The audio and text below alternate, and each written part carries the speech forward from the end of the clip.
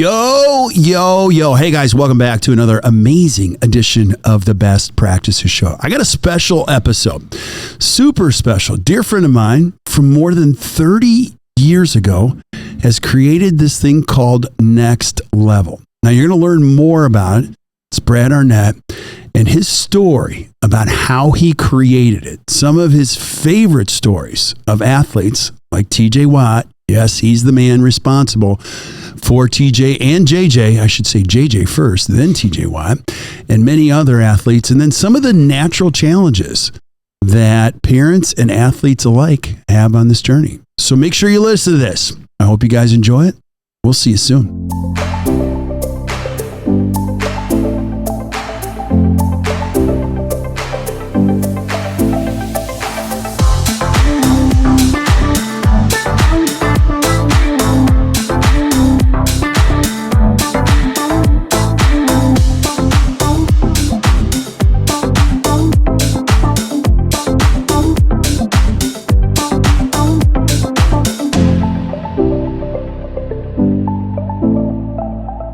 Hey guys, welcome back to the Best Practices Show podcast. I got a special episode today. I brought in a friend of mine from more than 30 years ago to open up a conversation around what makes the best the best. I'm going to have him tell his story. So Brad Arnett. Now I'll tell you my intro, but I want you to do your intro. He actually created something called Next Level. And if you live in Wisconsin or anywhere around, you know this is the place you go. Where if you have an athlete, you want to watch great athletes, it's really fun to watch your journey because you train some of the best athletes in the world. And you just had a recent combine this weekend where you had several hundred athletes from all over, college coaches. We'll talk about that in a second. But let's go back to the beginning, like the very beginning. You were at Whitewater playing football with my brother. I was working at Applebee's. So if you guys are listening to this podcast, you're listening to two people like just trying to figure out life and what we were going to do on Fridays. And I'm older than you, so I was coming over to watch those games because I had nowhere to go as a 24-year-old employee at Applebee's. And I thought I'd just come hang out with a bunch of college kids, right? It was the best of times and it was the worst of times. There was nothing worse about that. Was great. It was. And I talk about this with kids too, that, they create an opportunity to go to college and it's like, listen, the friends you create in college, you're literally going to have the rest of your life, just like you and I. I mean, it's because we're starting that journey of life together and you're going through figuring stuff out. Like, what am I going to do when I grow up? Yeah. And so you go through all those ups and downs and things happen in your life and you're together with teammates and you get done and you go on with life, but you keep in contact with people in high school. Don't get me wrong, but for the most part, a lot of the people I talk to it's teammates I had in college and people I met in college, and that's really the kind of the relationships you'll have the rest of your life. And it's fun watching like where everybody goes, like seeing their journey and what they end up doing. It's great. Yeah, so you from Whitewater, take us on the journey. So, what did you graduate with at Whitewater? Like, was this your goal? What was? It's ironic because what I'm doing now. So, my degree from Whitewater was corporate community fitness and health. Okay. With an emphasis in kinesiology. Okay.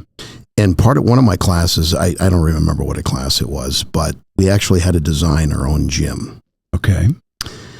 And when I left college athletics and came back, I literally drew the blueprint for Next Level on the back of a napkin. Wow. And walked into the architects, right? They were going to change the space to what we wanted it to be.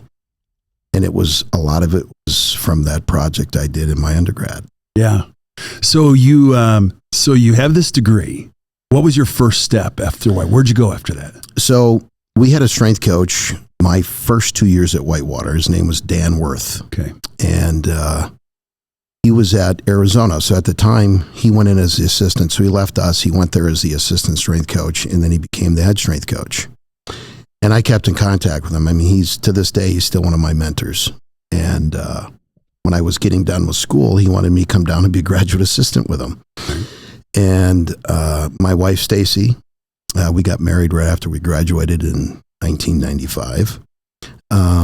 she was a teacher. So she started applying to schools at Arizona, and she got a bunch of interviews and so on and so forth. Well, to make a long story short, a short time after Dan and I were talking, and I was kind of getting ready to make a commitment to him to go down there and do this, which is at the time I really wanted to do. I got an opportunity there was an opening at the University of Minnesota. And 2 young kids starting out. It was grad school paid for, plus I got a stipend and I got meals and I got all these other things. And it was closer to home for my wife. Yeah. So that was kind of a huge selling point. I'm not sure that she was ready to move across the country, right? I don't know how many miles it is, but it's basically a 24-hour drive. So I went up and interviewed at Minnesota, and they loved me. And next thing I know, they offered me the graduate assistantship. And Yeah. I looked at it, not, as I look back, it wasn't a decision I made based on just close enough because I didn't want to take my wife at the time across the country. Yeah. But it gave me an opportunity to take what I learned from Dan and go up there and actually put it to practice. Yeah. And prior to that, I had started doing that. So we finished playing in the fall of '93. Okay. And then I got involved in the weight room right away. And our head coach was Bob Brezowitz. And he used to always talk to me all the time about, Brad, you got a future in strength conditioning. I can see this is what you're going to do. You've got this drive for it. You've got this, you're getting to establish your knowledge. And so he used to actually take me with him to do coaching clinics. And he used to have me talk. And he said, Brad, listen, I'm going to be honest with you. You got a lot of knowledge. You're an outgoing guy. You know, people attract to you, but you're an awful public speaker. You got a lot of ams and ums, and you know what I mean? And Yeah. we got to get you through that. And he said, I think one of the things that you've got to do in your position that I think it's someday you're going to be in is you got to be able to communicate with people better. Yeah. And just have more fluidity to what you're doing. And the first couple times I did it, it was rough. And that drive home was his analyzing my ands and ums, and you know what I mean? But the more he did it, the better I got. And I changed my approach, and that's where it kind of started. So I ended up going to Minnesota. So I started there in June. Okay. That July, Stace and I got married. And it was a thing that I was already up there. I'm into doing what I'm doing. And we got married, and I had to be back on Monday. So at the time, we never went on a honeymoon. All right. Just got married, and boom, we're back at it. She ended up being a substitute teacher at the time and an assistant gymnastics coach at a club up there. And then, of course, that led into her getting into full-time teaching and things. And then kids came and life changed. But so at the time, Minnesota had what they called Olympic sports, which is pretty much all your sports that compete in the Olympics except football.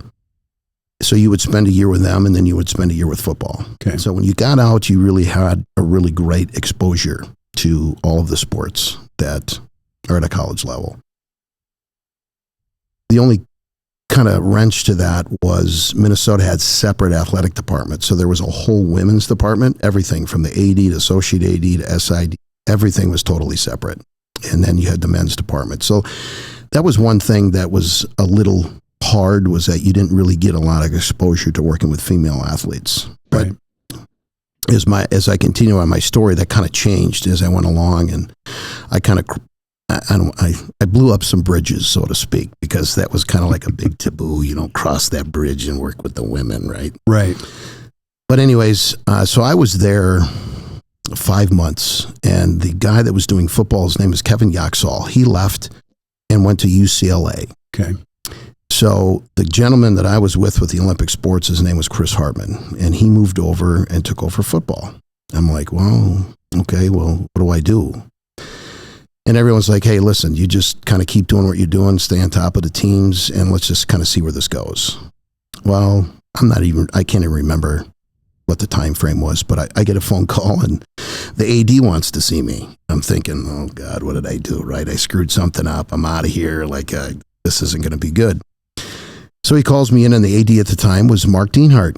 Calls me in and is like, Brad, how are things going? And I said, literally this is awesome for me, because I'm still following the template that's there, but I'm starting to learn more about about the sports, because it gave me more of an opportunity to sit down and talk with the coaches and say, okay, You're swimmers. I'm not a swimmer. I mean, I usually did the bottom of the pool crawl. I'm not, I'm not a swimmer. Yeah. But what do you need your athletes to do? Where do you need the improvements at to be better in the pool?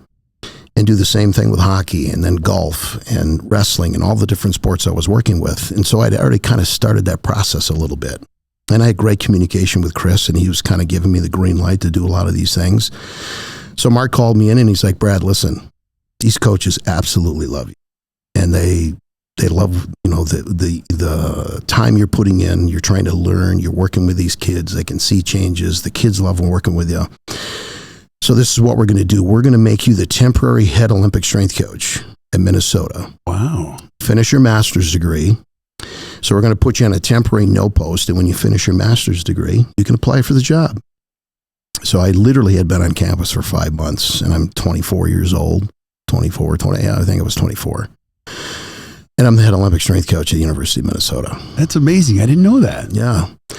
So when I have interns and different people come in and talk to me, I always tell them, I'm like, listen, my path was so different than what everybody does. You're there for 2 years and you're applying for jobs and you get an entry level job, or maybe you get on with somebody that's a head guy at a football team and you get in with them. But my path was just, it was just different. So when I look back, I'm like, there was some things that were helping me make decisions. No, don't go to Arizona. Let's go to Minnesota.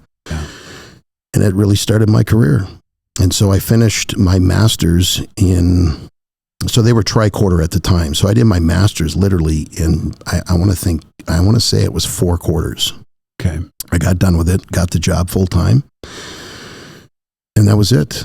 And so ironically, Dan Worth, who I'd mentioned before, who was my mentor, it was July of 2000 now. And I'm sitting in my house and I get a phone call on my cell and it's Dan. Bradley. Well, he called me Bull. Bull, what's going on, right? People call me Bull, I guess, because at the time I was probably a bowling ball with teeth, right? Right. So, Bull, what are you doing? I'm like, I just got done mowing the lawn, whatever. He's like, well, hey, listen, I'm getting out of college athletics. And ironically, he went into doing what I'm doing now, but it had more of a health club part of it as well. Okay. And he goes, listen, I'm walking away, and I gave him your name to replace me. And I'm like, oh, okay. Well, I've never been in control of football. So when I took over and Chris took over, I helped Chris with football for the first season. So I was doing all my own sports plus helping with football. I mean, I was wearing a lot of hats. And once we got through that, I just said, you know what, I got to focus on what I've got. I can't keep doing football. And he's like, no, you know what, Brad, it's fine. I've talked to him about it. Let's just see where it goes. So a little while after that, I got a phone call. I did a couple phone interviews, and they brought me down to interview. So I came in with, it was myself, and it was another gentleman by the name of John Jost, who was the head strength coach at Florida State, and Chris Carlisle, who ended up taking the job at USC with Pete Carroll. Okay. And he had come from the University of Tennessee, and I ended up getting the job. So at 29, I'm the head director of strength conditioning at the University of Arizona. Wow. So my last 2 interviews was with 2 Hall of Fame coaches. Dick Tomey with football, and he's now gone, but was amazing to me. And then the other one was Lute Olson. Yeah. And they're both gone, but 2 of the best people, great coaches, but just from a standpoint of being great people and being good to the people that work for them and their kids, and just the way they ran their programs and accountability and all those things. I learned a ton from them, but ended up taking the job. Yeah. And so at 29, I show up at Arizona and I'm the guy. And they had just started building a brand new weight room. So they had put on this, what they called the Jim Click. So Jim Click was a huge donor at Arizona. He was involved with, I think, kind of the startup of Wells Fargo Bank. He had way too many Ford dealerships. I couldn't even tell you how many he had, right? So it was the Jim Click Hall of Fame. So they had a Arizona Hall of Fame up top, and it was attached to the McHale Center, which is where the basketball arena is. And then down below, underneath that, was this brand new 24,000 square foot weight room. So they had started it, but when I came in, they kind of helped. They allowed me to make some changes and put some input to it. And we had another donor by the name of Donnie Salem, who at the time was very big into a weightlifting company. And that company was called Tough Stuff. Back in the day, it was called Cal's Gym. And it evolved into Tough Stuff. Well, they were mainly health club orientated, kind of like smaller racks, and was more set up for health centers. So they really didn't have a line that you would really use in a college weight room. So Donnie's like, hey, I'm giving the school all of the equipment you want in this weight room. I'm donating it. So he sat down and he goes, well, here's what we got. And I'm looking at it and I wasn't really saying anything. He's like, hey, you can be honest. And I'm like, well, Donnie, I'm going to tell you, this ain't going to work in a college weight room. Well, I was hoping you were going to say that because you and I are about to go get on a plane and we're going to fly to California and you're going to meet with these guys and you're going to design this entire line. So it was called the Tough Stuff XXL line. Okay. It was dual-sided racks, heavy steel, platform attachments. But the thing that was great about it is that these racks were designed in a way that literally the majority of what you're going to do in a training setting, at least what I would do, was in that rack. So you had your racks and then you'd have some of your auxiliary things around it, posterior chain type stuff. So once kids were in the racks, they weren't walking all over the place. They were together and it just was a great setup. And that went all the way down to helping kind of design some of the leg presses and making some changes to the leg curls. And it was an amazing process for me. I loved it. It was great. And obviously taking that experience and going through that process was a lot of what helped me get the original Next Level set up and just going through that background and stuff. So anyways, fast forward, we had 2 kids coming in and we had 2 more when we were there. Okay. So it got to the point where I was never home. I was either, on the road with a sport or, you're working all day. We had we had recruiting weekends a lot. And I didn't necessarily have to be there, but I thought it was important that I looked at it from a parent's eyes that, okay, these parents are coming in on these recruiting visits and every recruiting visit, there was a weight room presentation, and I didn't do all of them. I had a staff, and they did it as obviously for the kids and stuff. But I thought it was important for these parents to meet the guy that was overseeing everything and letting them know, listen, I truly am going to make sure that your kid is treated and taken care of the way I'd want my kid taken care of. And so I had a lot of that going on, and so I literally saw my kids on a Sunday during the week. They're in bed when I left. They're in bed when I got home. And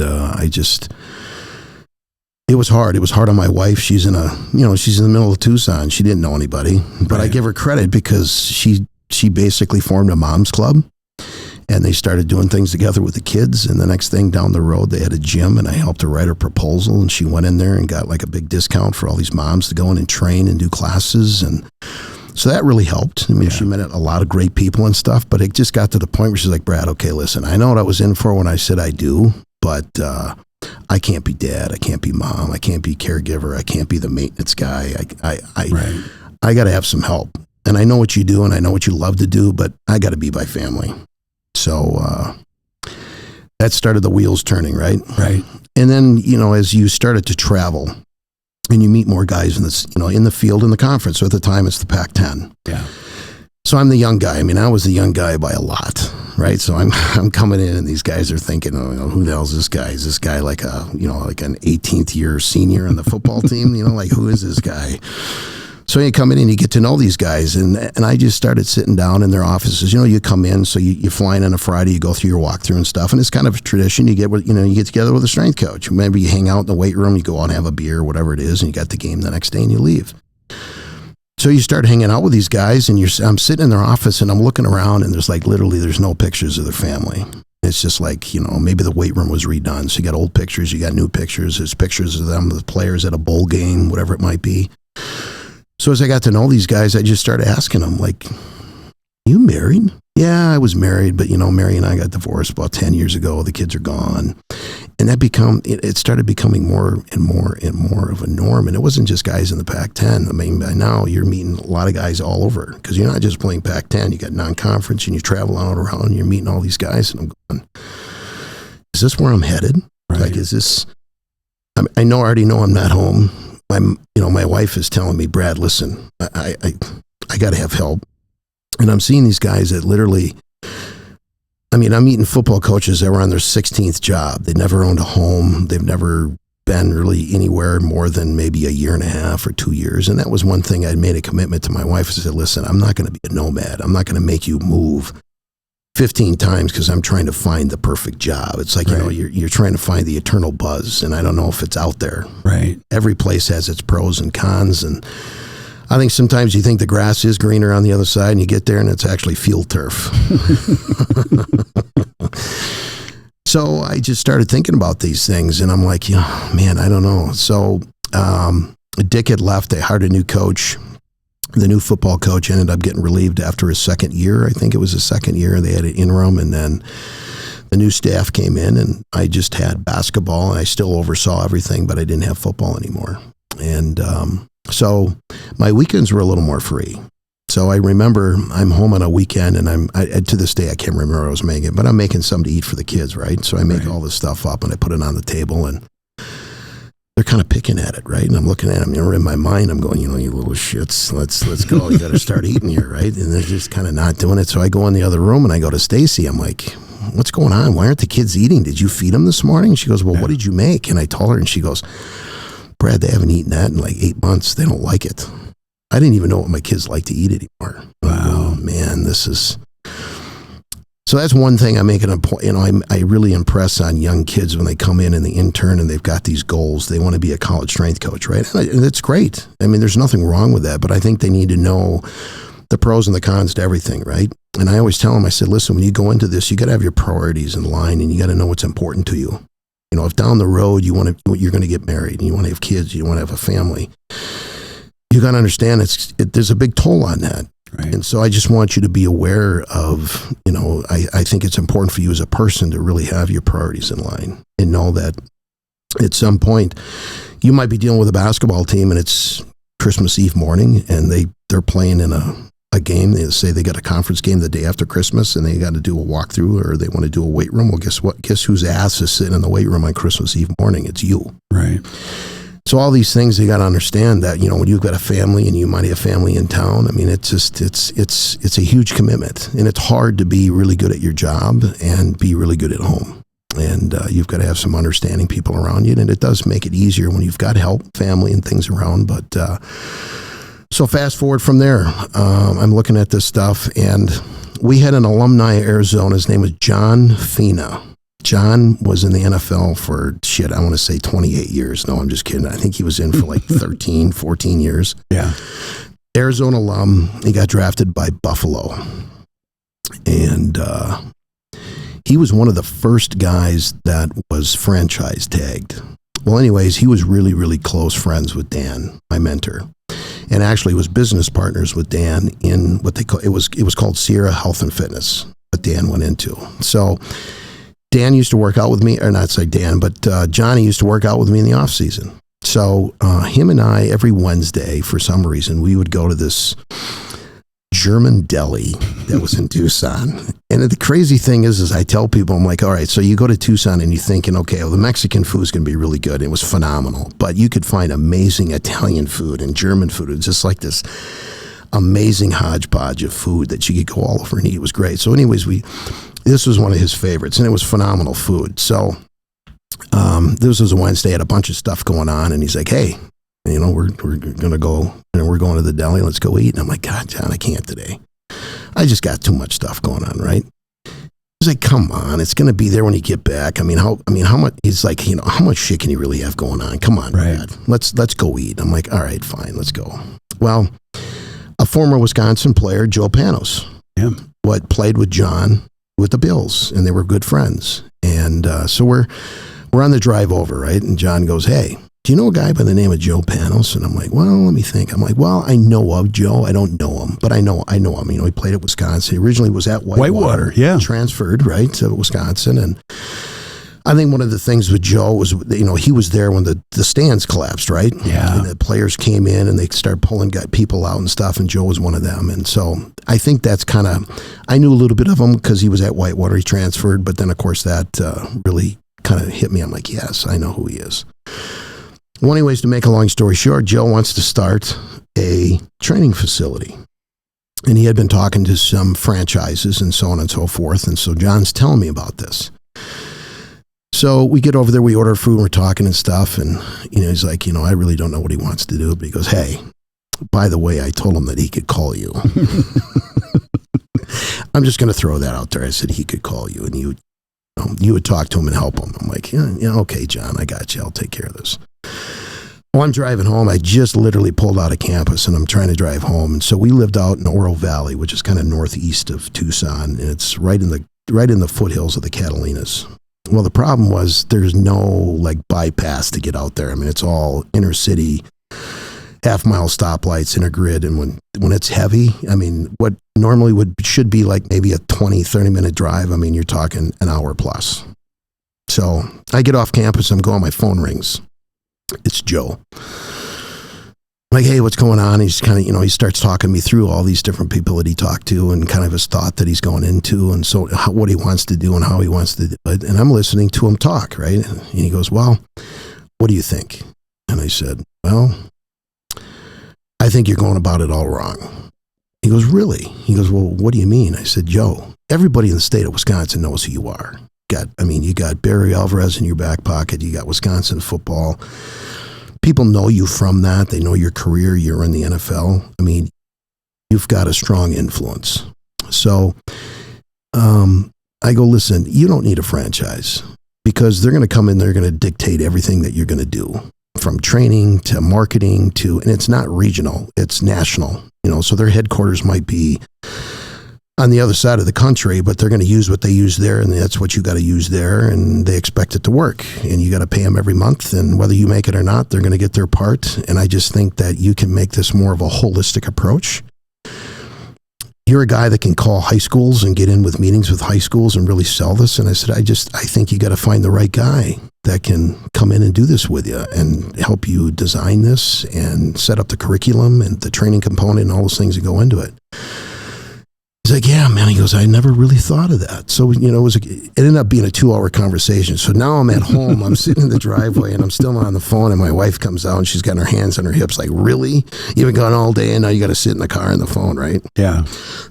Excuse me. And so I get in the house and I'm telling Stacy about this, right? She goes, when are we moving? Can I put a for sale sign in the front yard yet? Right. So I'm like, babe, it's just interaction. I'm helping him out. I'm doing it as a favor for John.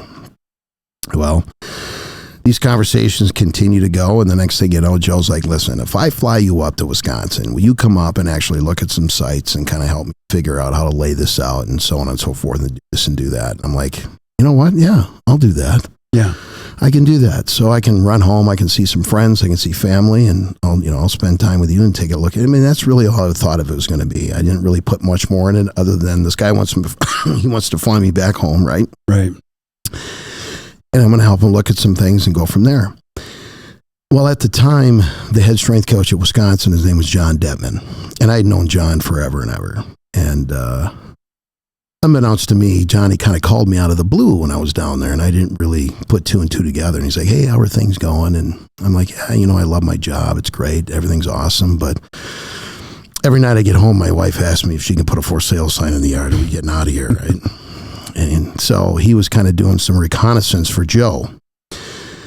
So when I'm getting ready to leave, we're all done, and he goes, hey, by the way, he goes, I know you want to get out of Tucson. I'm like, really?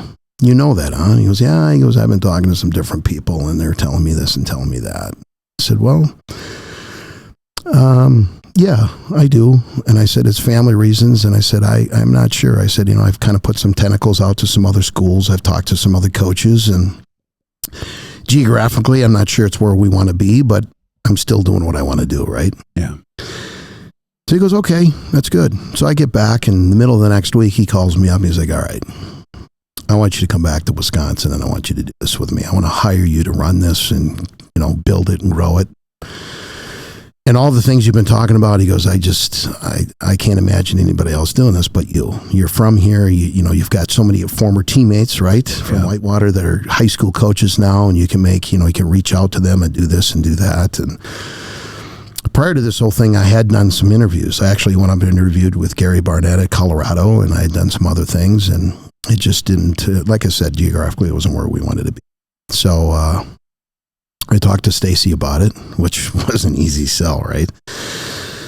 And, I did some soul searching, like, this is really what I want to do. And hey, you're getting out of what you know. I mean, yes, you're still training, but it's a whole different environment. You're going from college athletes to maybe youth kids to high school. And it's just, it's different. I mean, you're sitting in your weight room, everyone's coming in and going and stuff. And now you got to sell it, right? Yeah. It's people service, and you've got to get people to come in and sell them what you can do for their kids. And I just looked at my kids and I looked at where we are and I said, you know what, this is what I need to do for my family. I'm going to do it. And so I resigned from Arizona. And what year was this? This would have been in 2005. Okay. And so we resigned, and I think our house sold in maybe a week. Yeah. And it didn't take long. So the trucks come and they're loading everything up, right? And we're getting ready to leave, and I'm standing in the kitchen and the trucks are just about loaded and they're getting ready to go, and we're signing all the paperwork and doing this stuff, right? My phone rings. Well, it's Panos. And he goes, Brad, and can I talk to you? And I said, yeah. So I go in the other room. I'm like, hey, what's up?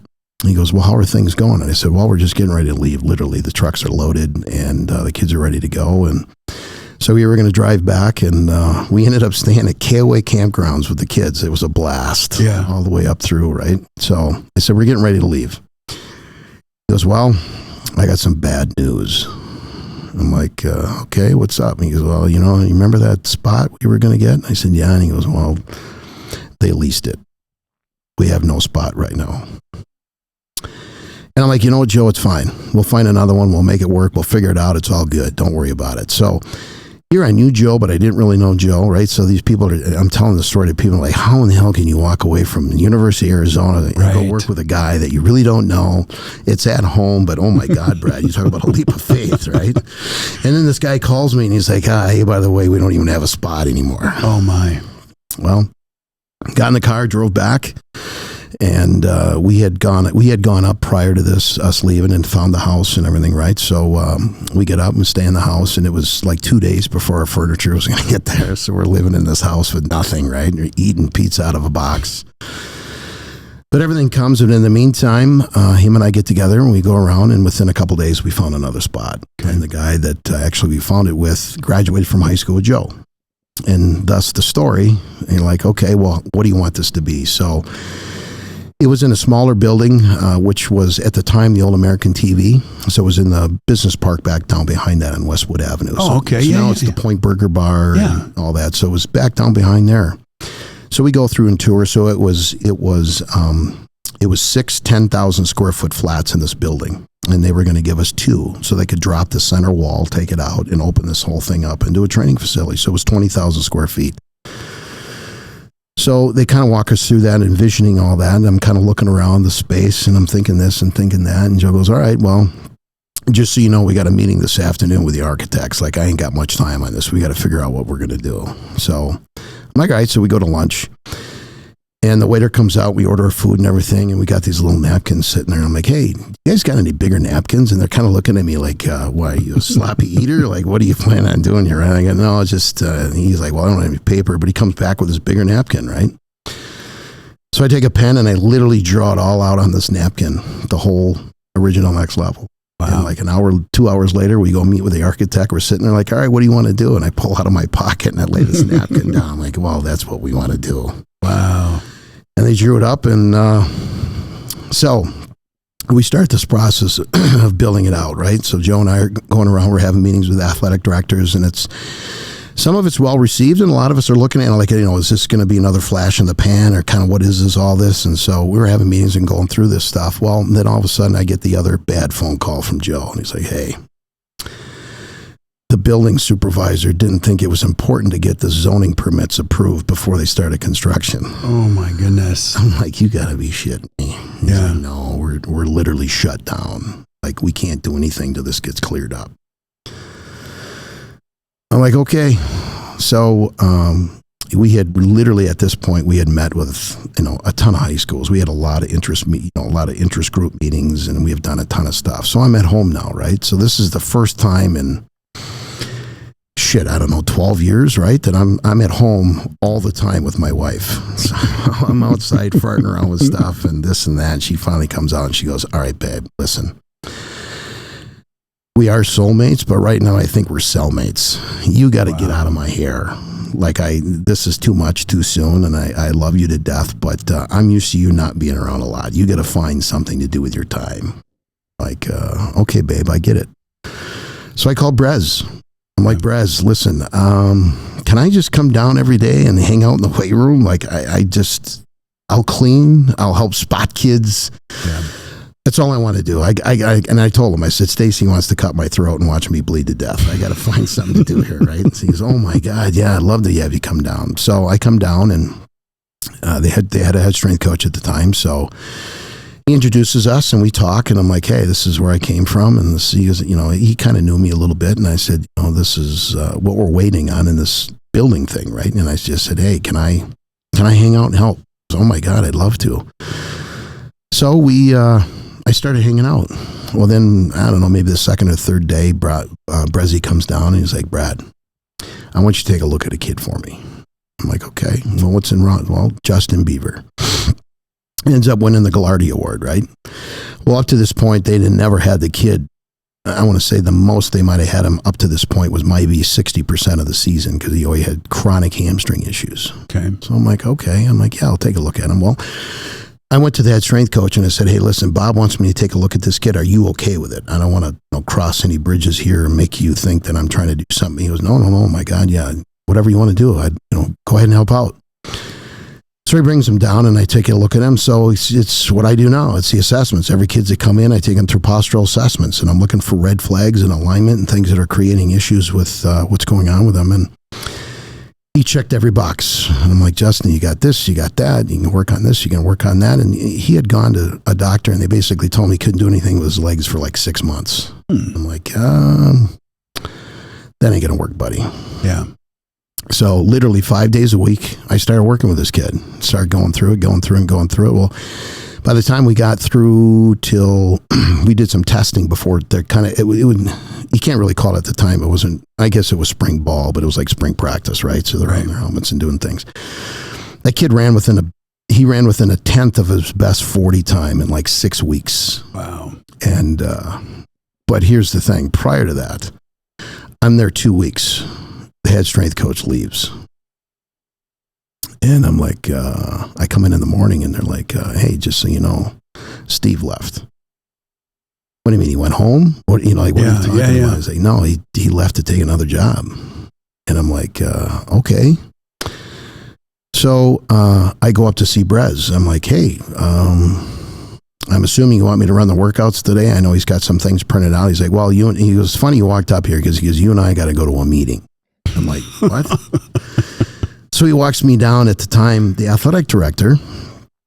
I'm going to think of his name. I can't think of his name right now, but he did his doctorates at the University of Minnesota, and I was a strength coach there. Wow. And he used to bring his classes in and ask me to talk to him about structure and scheduling and flow and all these things. He had some type of organizational class. And so I was talking about how basically I organized all these sports in 3 weight rooms, and I was basically the guy and how I managed all those things.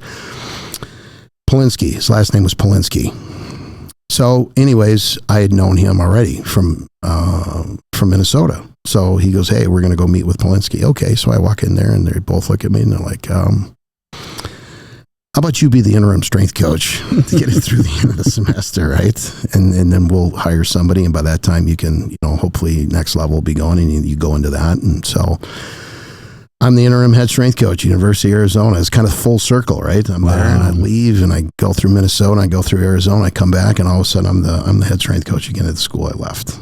So I took pride in it. I just thought, man, this is awesome. Yeah. Talk about just a full circle journey. So I finish up in end of April and the start of May, and we opened Next Level on May 15th of 2005. Wow.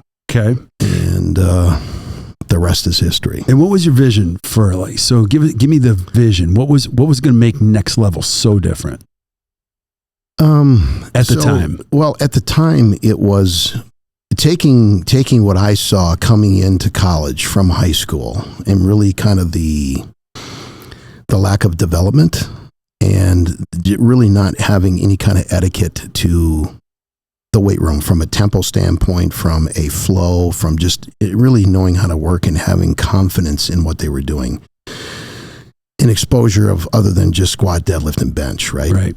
And also just from the mental side of it. I looked at it from these kids came in and they were just lost puppies. And it wasn't just football. I mean, I was all the sports. I wanted the next level to give kids a better opportunity to feel more prepared in high school. And based off of that, they'd be more prepared to walk into a college weight room. But basically, by the time they got to that, they could walk into anything and say, you know what, Ben, they're done that. Right. I'm good to go. And just give them a vote of confidence. And it's one less obstacle to overcome, but really help these kids prepare themselves upstairs. Like, this is what I'm walking into. Like, guys, listen, I literally just left what you want to go to. And let me help you understand what you're going into and just kind of lay it out. And so that was originally my version. And then the biggest thing, too, was taking the concepts of college athletics from strength conditioning, interacting with athletic training, right? And all these other aspects, the things of that I liked and the things of that I didn't like.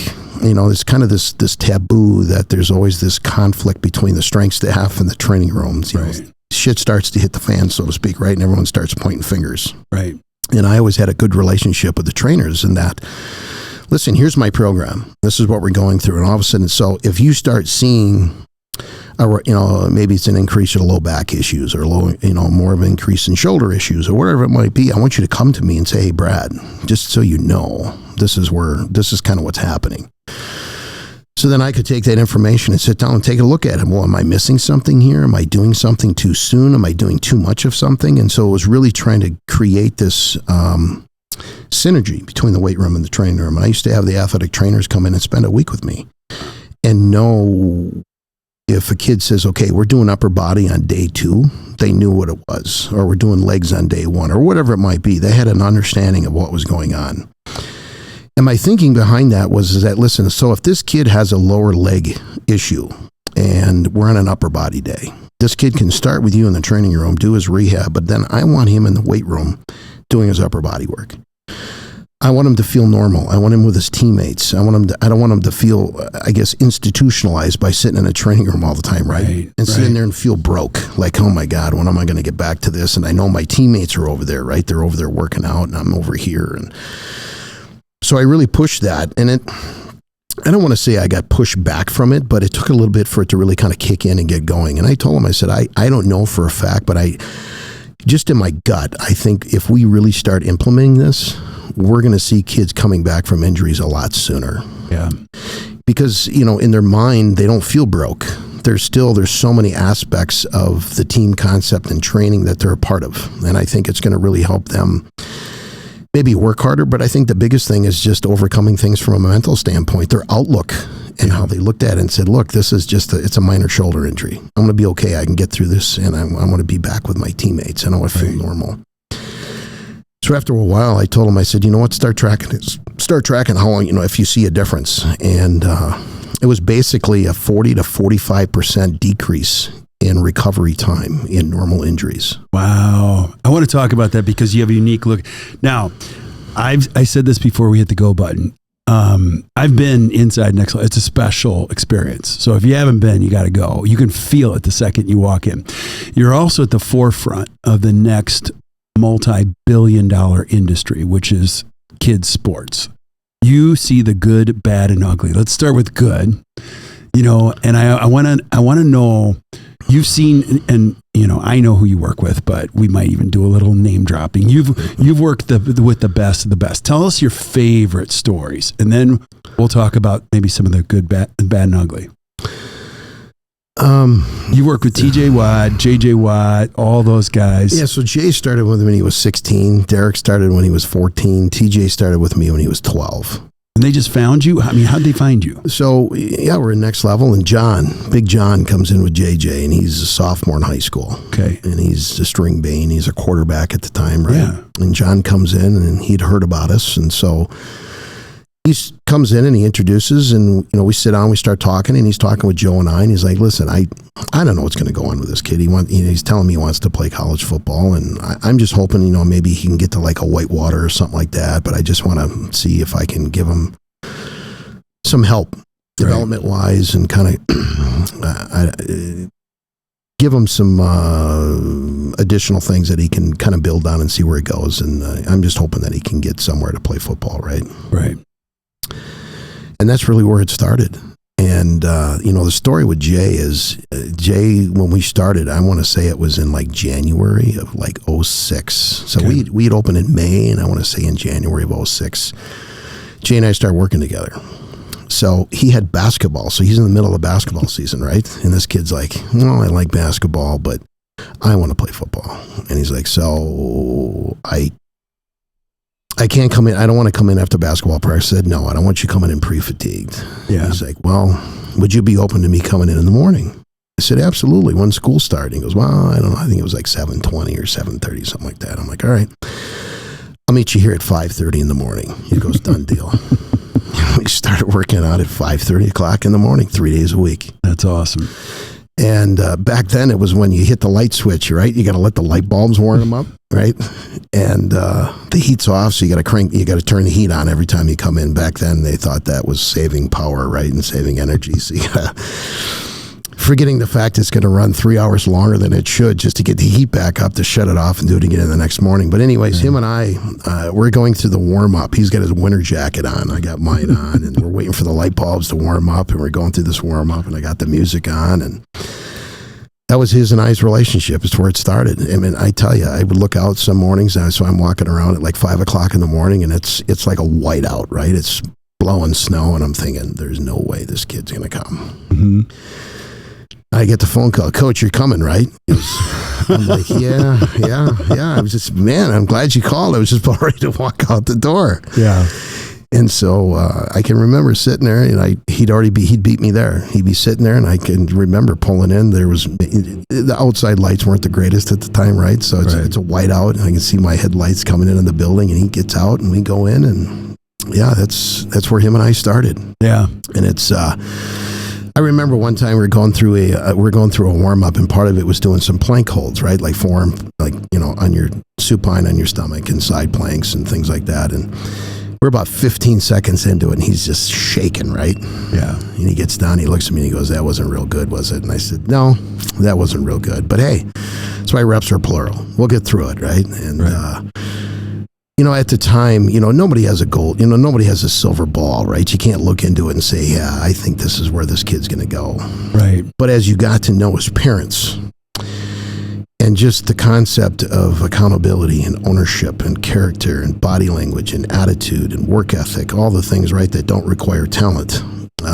As him and I started talking, you could tell this kid had been raised. Like his parents weren't just growing him, they were raising him. And he had goals in mind, and there was nothing anybody was going to get in the way or tell him that he couldn't do this or he couldn't do that. And as he grew and as he started to develop and he started getting more interest, it was a fun journey to watch, go through that. And obviously, he ends up at Central Michigan, and he didn't like it. He was a kid that always wanted to go to Wisconsin, right? And so I got to tell you this story. Tell me. So the O-line coach now that's at Indiana, his name is Bob Bostat. Yeah. So Bob and I actually crossed paths for a little bit of time. So when I came in as GA at Minnesota, he was on his way out. So we, and we played against each other in college. He's at Stevens Point. Yes, right? I remember. Yeah. And I'm at Whitewater, so we played against each other. So we knew each other. So Brett Bielema was head coach at the time. So him and Bob stop in, and we're talking, and they bring up Jay's name. And Brett's like, yeah, Bostad here, he tells me he's not going to be big enough. And I look at Bob, and I'm like, based on what? I mean, this kid's wrists and ankles are like the size of a hot water bottle. He's got massive hands. I said, I don't even think this kid, I think he's going to get taller. I don't even think this kid's hit puberty yet. Yeah. I just don't see it. I don't see it. So he doesn't get much interest. Really, he didn't get any at all from Wisconsin. And so later on, I can't remember how long it was. I want to say maybe a year goes by, so that it might have been his junior year. So now we're in his senior year. and he's committing to Central Michigan. So originally he was going to go to Minnesota. Glenn Mason got fired. So he backs out of that. Okay. And then Brian Kelly was at Central Michigan. So then he goes to Cincinnati, and then Butch Jones takes over. So he ends up committing to Central Michigan. And so Jay's working out, and I got all these guys in there, like Josh Oglesby, and you got all these guys, right? All these kids that are all going D1 football. And there's about, 8, 9, 10 of them. They're in this group working out. So Bielema shows up, and they were looking at a kid by the name of Rob Corsland. He was going to be like a walk-on tight end from Brook Central. Great kid. I still talk to Rob this day. And he ended up going to Wisconsin. Anyways, all these guys are working out, and they came in and they wanted to see how Rob moves and stuff, right? So Brett's standing there, and he's looking out on the turf. He's watching these guys warm up, and he goes, holy shit. He goes, who's that kid? I go, oh, you mean that one right there? You mean J.J. Watt? Yeah. He looks at Bolstead, and he goes, What? You told me this kid's not going to be big enough. And I said, I told you he was going to be big enough, but none of you listened to me. Yeah. Now he's going to Central Michigan, right? So at the time, now the kid's, I don't know what he was, 6'4", 6'5". He's probably 250, 247, 248. So he goes to Central Michigan. And then they get through the fall, and he's home on Christmas break, and he's like, I want to walk on at Wisconsin. I said, Jay, I'm not telling you can, I'm not telling you shouldn't, but it's got to be a family decision. You got to talk to mom and dad and see what they think. And I said, do you want to stay at a tight end? He goes, no, I want to play defense. He goes, I want to play defense. I think I could be a better defensive player than I can an offensive player, and that's what I want to do. So as the story goes, the kid, he walks away from Central Michigan. He comes back home. And him and I start working out. And ironically, as he comes back and he starts working out, who's getting ready to do their pro day workout at Wisconsin? Justin Beaver. Wow. So these two kids are working out. And I said, you know what, Jay? You're gonna do the 5-10-5. You're gonna do the L drill. You're gonna do all the stuff Justin's doing. Let's get after it and let's go. Yeah. And here you got a kid that's 6'5". Now he's probably 257, 260, and he's moving like a running back. And I'm going, basically, holy shit. Yeah. Like, this kid just keeps getting better and better and more fluid. And it's nothing other than the fact it was totally based on how hard he worked. He understood the fact that everyone works hard, right? I used to say this to him all the time. I'm like, listen, everybody works hard, but the problem is it for a day? Is it 2 days? Is it a week? Is it a month? But the ones that stay with it and they make it a habit and in the boring, monotonous, mundane things that nobody wants to do, right? Yeah. The ones that do that are the ones that make it. And these two guys worked out, and he ends up going up with me to watch his pro day. Justin had a great pro day, and he was with the Packers for a little bit, and then he was in the CFL. But Jay walks out in Wisconsin, and the rest is history. Yeah. And back to the monotony. So I saw a clip, and you've seen this too. TJ's talking about oatmeal. Yeah. Where he's eating oatmeal to the point he just hates it. He hates it so bad. And I think you were in the video. I can't remember, but like I watched it over and over again, how much he hated oatmeal. Sure. Right? I mean, down to the nutrition, down to the, these guys are just locked in with everything. And it's, they learn in a short period of time. They got to surround themselves with a team, right? Someone that can, help them with the strength conditioning, someone that can help them with the mental side of it, someone that can help them with the nutrition side of it. If they've got, rehab type stuff, they got people that can help them with that. So they surrounded themselves with a team of people that they felt comfortable with, that knew them, knew their body. And I guess, really they felt that they had their best interest at heart. Yeah. And, so those are the great stories. I want you to talk about Prehab, and then we're going to talk about the ugly piece of it. You have watched these athletes come through, and there's a fundamental challenge with training athletes today. You said raised versus grown. I want you to weave that in there. And then my daughter, I mean, I could feel it as you were describing it. A lot of these kids go to rehab with a trainer to fix what's broken. Talk about your philosophy in Prehab. So, we've got this model in society today where kids, from young to even into high school, they play and they play and they play and they play, right? And they get hurt. So when they get hurt, they go to a doctor and they get referred to PT. And the PT, the first thing they apply is, a version of strength conditioning. It's called rehab. And the concept behind rehab is to get your body functioning back into as close to a normalcy, so to speak, as they can. So maybe they're having a knee injury, and it's not just the knee; it's coming from the hip or it's coming below. So that you've got these entire myofascial lines that there's a lot of things functioning above and below in the knee, and something might be tight, it might be overactive, it might be weak. That's forcing the knee to take a lot more load or articulate different because something's not helping that. So they're getting all those things back in place in order for their body to function normal and get back to playing, right?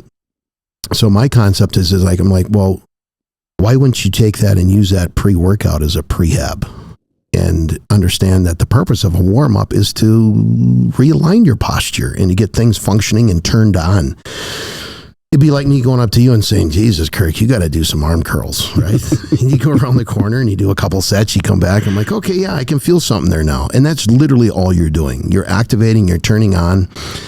And it's the concept too, like even when it comes to training, kids come in and they talk about how tight they are, right? Well, it's gaining mobility under load.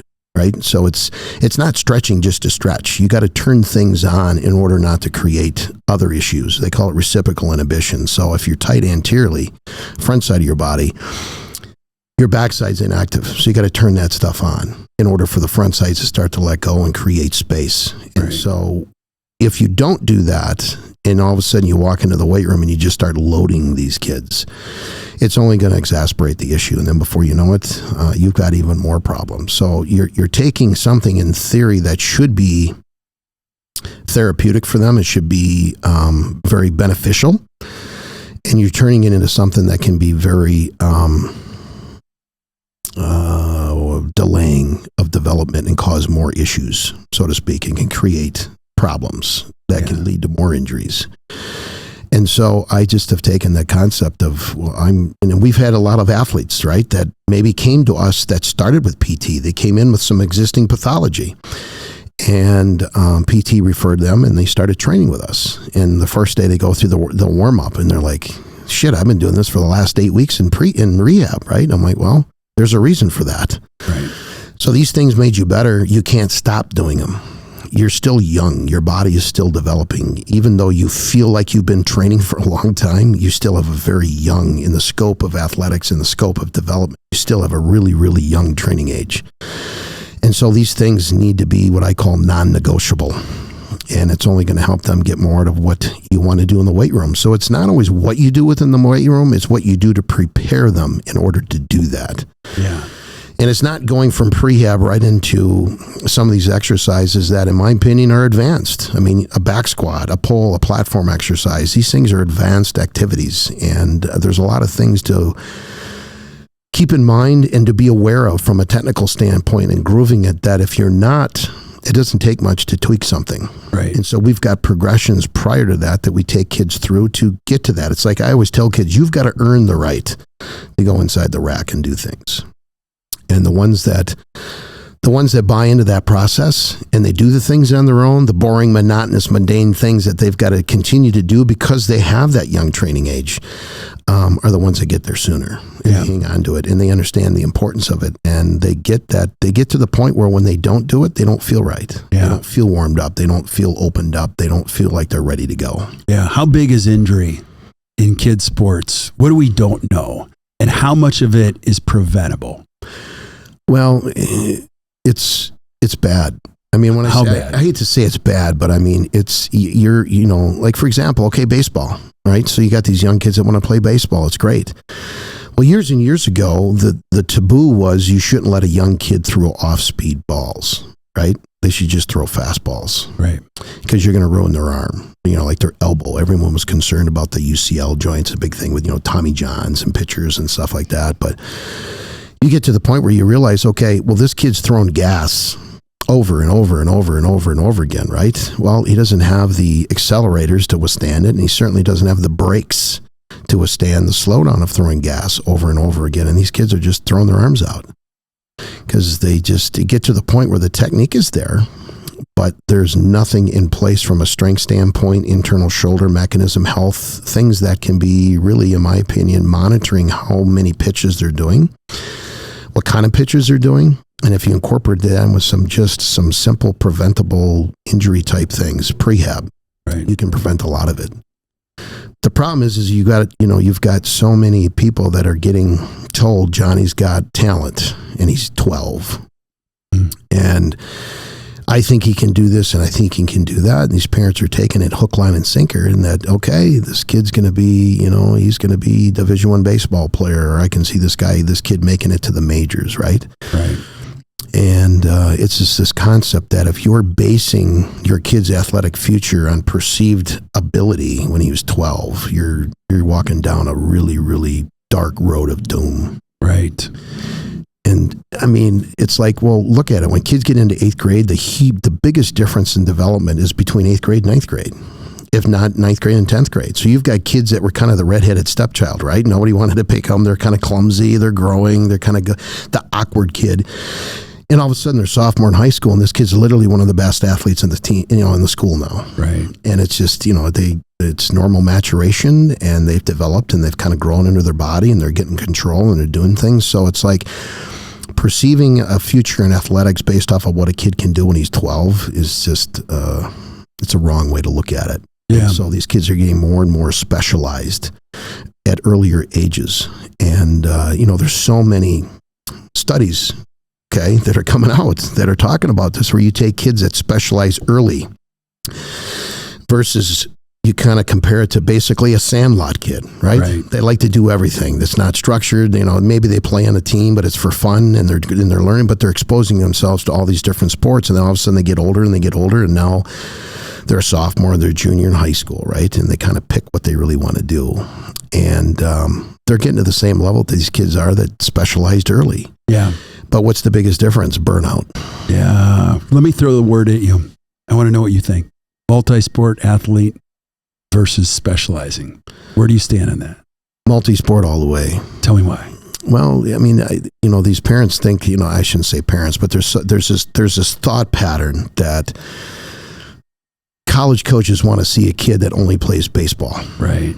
They don't. And here's the thing is, when you look at it from a recruiting standpoint, they know if they call the baseball coach, they're going to get a biased opinion, right? This coach wants this kid he wants this picture in the gym saying, yeah, I made that kid. He's there, right? Right.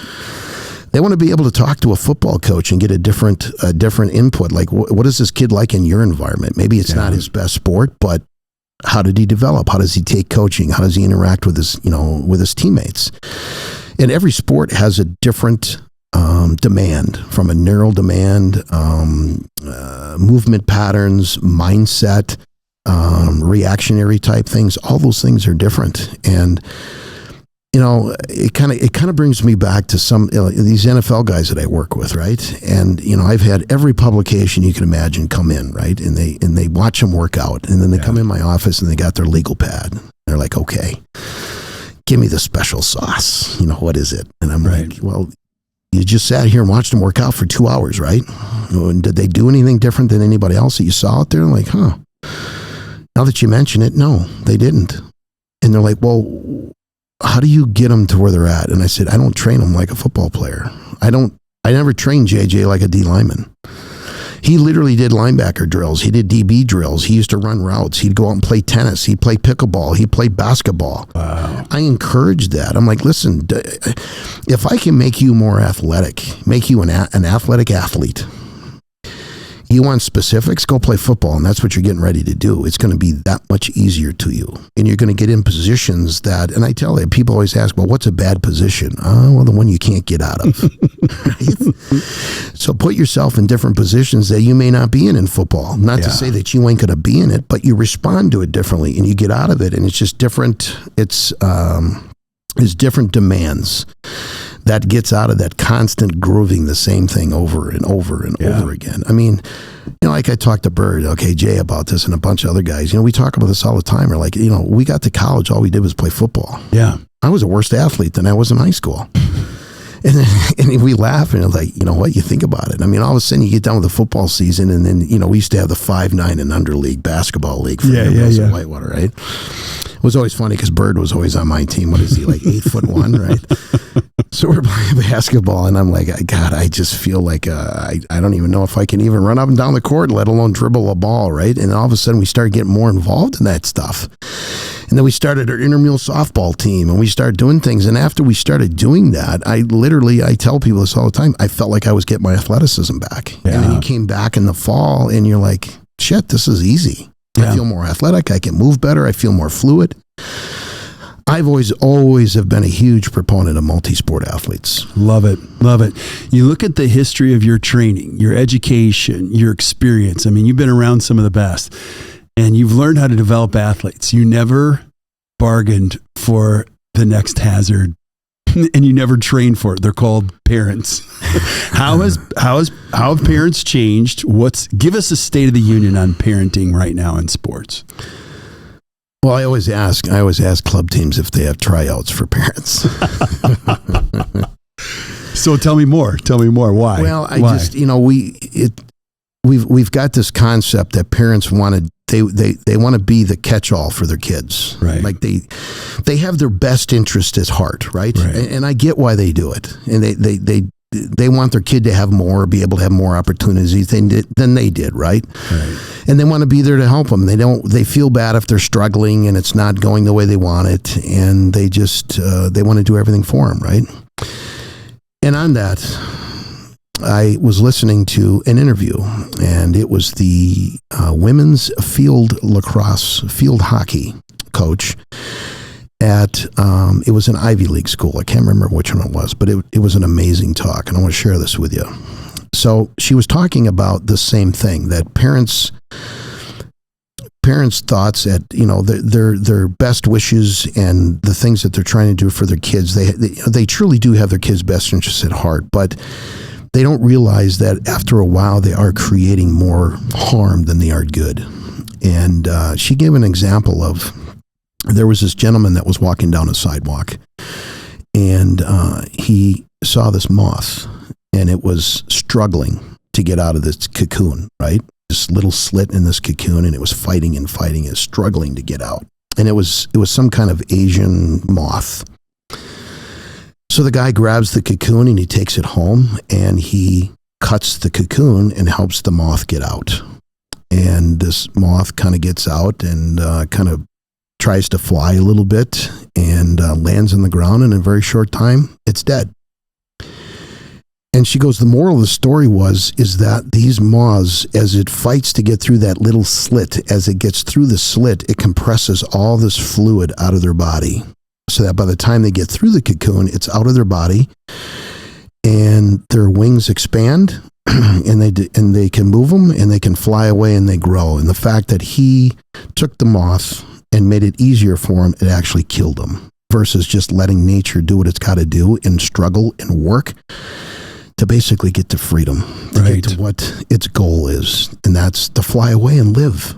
Right. And we have this concept of that we want to grow our kids and we don't want to raise them. Talk about that. It's, you know, parents will get upset when a coach will tell a kid that you need to improve your attitude and your body language stinks.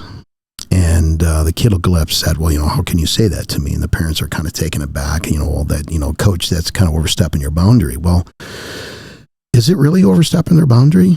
Because there again, you want all your kids on your team to be influencers, right? And help each other. And when a kid's got horrible body language, doesn't take coaching real well, doesn't put a lot of interest into it, everything they do is kind of lackadaisical. As a coach, it's really, really hard to deal with. And you're wondering, if you're getting through the kid, does a kid even want to be there, right? Does a kid even, I mean, is this really, truly what they want to do? And at a point, a coach wants to have kids around them that they want to make a difference, and they want to improve, and they want to work. But when you got a kid that's got horrible body language and their attitude stinks, it's hard. It's hard to work with that kid, and it's hard to not hold them accountable when you've got all these other kids on the team. So when I talk about parents that want to grow their kids versus raising them, at some point, kids got to understand what those terms mean. Right. And it's not just for athletics, right? It's at some point you think your kid's going to have a job and they're going to start a career. And so when you look at it, you've got to have a strong work ethic. Yeah. And you've got to, I tell kids, I'm like, listen, talent may get you there, but what's going to keep you there is your character. Yeah. And your attitude and the way you carry yourself and your commitment level and your ownership, right? So when kids don't understand ownership and the ability to communicate and be a self-advocate for themselves without mom and dad doing it for them, right? Right. You fall into this kind of thing where I always tell kids, I'm like, listen, when you can't communicate for yourself or being self-advocate, right? And so people start questioning a little bit and they want to hold you to a certain standard, right? You take everything as an argument.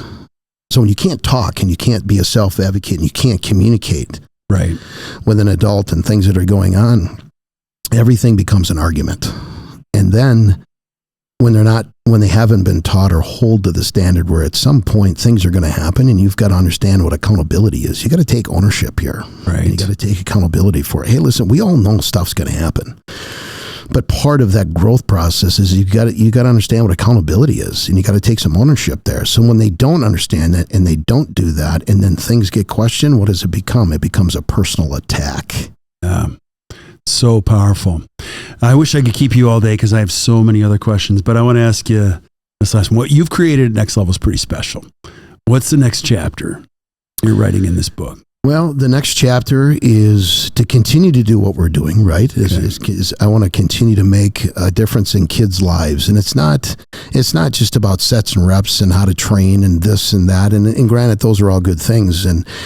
But I get excited when parents tell me that Johnny's doing better in school and he's getting along with his sister better and he's staying up on his homework and he's helping around the house and he's actually following through with the things that we talk to kids about all the time, and it's life skills. And so I don't want to get away from that. I've always said that my motto for Next Level has always been, it's not about the income, it's about the outcome. Yeah. And when I focus on that outcome, I know the rather will take care of itself, but really it's about the outcome of these kids. And they don't have to go to a big time, they don't have to go to a big time athletics. And we've had so many kids that never went on to it. But now they've got habits for the rest of their life of how to take care of themselves, and they're addicted to working out, and they love that concept, right? But me here sitting with you, I'm really thinking about starting my own podcast. I think you should. And just talking about this stuff with different people and trainers and coaches alike, and just talking about the whole recruiting process and what kids are walking into and how they can help their kids navigate through that. And there's just so many things I could go into that I see on a daily basis that I've learned myself as being a parent. No one's going to sit here and say they were perfect. No. But, I raised my kids, and I think some of the things that I did was good, and I made some mistakes on some of those things, but I learned from them. And I think when you get through 4 kids that were college athletes, and they went through a lot of shit to get there, right? Right. Those are valuable things that I think can be shared.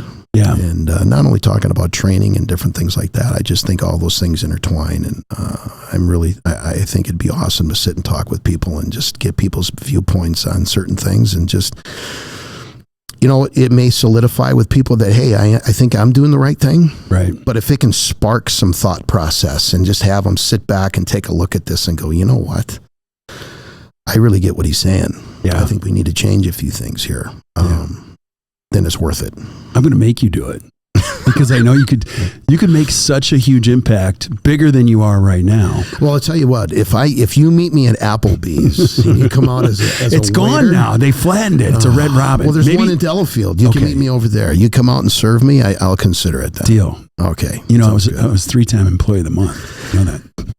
3 times. That's crazy, because usually I don't give it out once, but this guy got it 3 times.